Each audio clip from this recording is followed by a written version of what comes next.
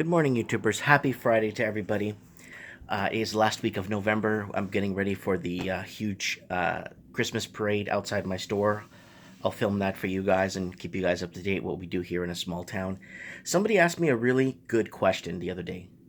They asked me why was I so basically the question was why was I so obsessed to buy a house, and why was it important that I found a house that I could buy free and clear?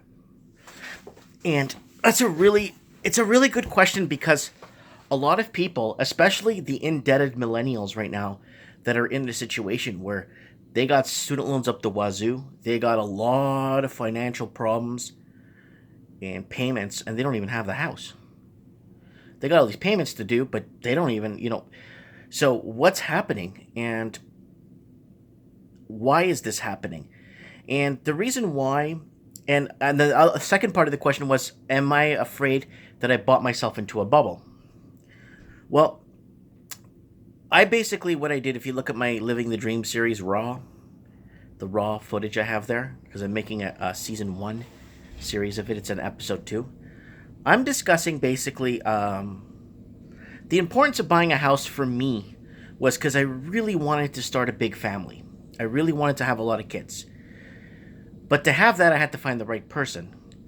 And living in the city of Vancouver, it was almost impossible to find the right person because it was very hard to meet someone's needs, just to talk to them. Never mind, like, height was a huge requirement, and then from height, it's like, what do you do? I own a board game store. Ugh.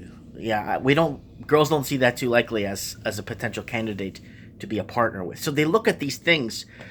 So finally, I met the right woman from the Philippines. Really good woman, takes care of me, cooks, cleans, takes care of the kids. She's a stay-at-home mom. I opened a store for her to run, and she has friends come over and have conversations and sit down and have a great time together. And she's living a beautiful life. I'm living a beautiful life because I'm getting what I want out of the relationship, and it's a beautiful relationship, and I'm very happy to be with her.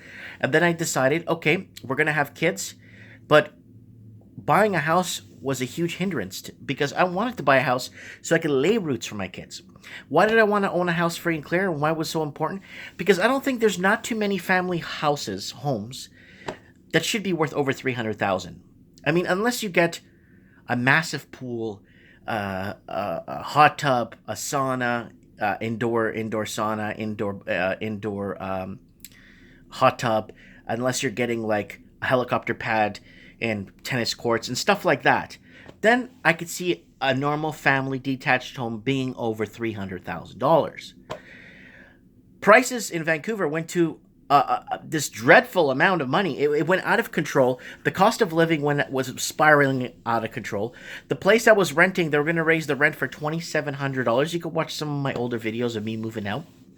I got almost, I think, 2,000 or 3,000 videos put up of my progress of what's going on.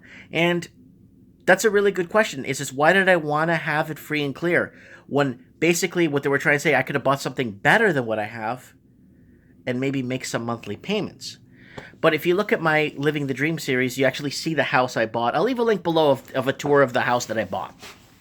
Actually, I'll leave a link to the Living the Dream series too. I'll leave them both so you guys can understand where I'm coming from with this, okay? I needed a place for my kids to lay roots. I couldn't do it in the city of Vancouver because the price per square foot was out of control. The cost of living was spiraling out of control.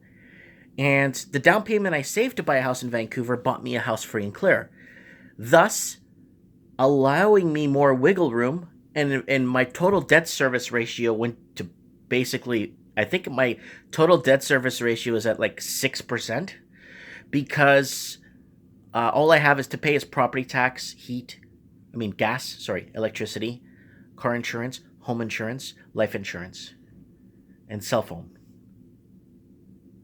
And then Red Cross, that I pay Red Cross. And that's about it. And then my store takes care of itself that I opened out here. So what I did was I sold my business that was very lucrative, doing really well. I just spoke to the guy that bought it. He's doing extremely well. He's very happy that I sold him the company. And I opened this one here. I'm going to be opening in a few minutes. We got a parade happening tonight. I'm really happy. with everything that's going on here. And living here, it's forced me to think outside the box. Now I'm shipping on eBay, and I had to ship 16 items this morning, which I'm going to do my eBay series, opening a home business from scratch. And I'm really excited about this change in my life. You know what I'm saying? So because the standard of living went up for me, because I got all the space in the world, I got an enormous backyard. The cost of living of everything went surprisingly down.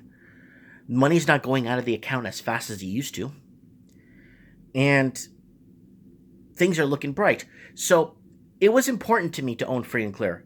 Did I buy in a bubble? I probably did. I paid $260 for my house. And like I said, I'll leave a link below. You can watch I'll leave a link and I'll describe the first link as being the house I bought tour. And the second one was basically the Living the Dream series, edited and with music and background and stuff like that, more professional. But it's very important that people understand, yes, I bought in a bubble, but I didn't buy it as a commodity. I bought it as an asset to eventually go up in price one day. If it does, that's nice. That's nice. But if it doesn't, I didn't overspend. I didn't put myself into a predicament where I am owing more for the house than what I have to pay for it. Yes, I already paid for it, but it doesn't feel as bad when you have to make those payments every month just to keep up. And people are asking me some questions, and they're good ones, you know what I'm saying? And I'm trying my best to answer them as best to my possibility without being, I want to explain things as easily and as possible. So that's my situation. I left the city. I set up shop here. I organized now things at home. Now I'm opening a small home business because I would like, if my kids, for example, don't want to leave town when they get older and they want to stay in town and work on the family business, then they'll get work. They'll start selling as I build my reputation on the selling sites on Amazon and eBay. Things like that, and laying a foundation so my kids don't have to worry. So my kids, because you always have to have a place to live, no matter what, you have to live somewhere. And people are treating housing like a commodity now, and just like on a stock market. And I couldn't be part of that. I couldn't make myself part of a situation where I know that I can't get myself out of. Because I like to think 10 and 20 years ahead. And that's why I made sure, that I don't have any outstanding debt. So my family, if something happens to me, my family doesn't have to worry. And that's very important for me to explain to you guys, that my kids are very important to me, that they get raised properly and to the best of my abilities, because I'm a learn as you go father, and everything amazes me when the kids start doing things on their own.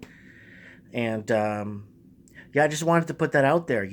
Yes, I probably bought in a bubble. I paid 260,000 Canadian dollars for my house. Yes, I did. I could have waited. Maybe it could go down in the future.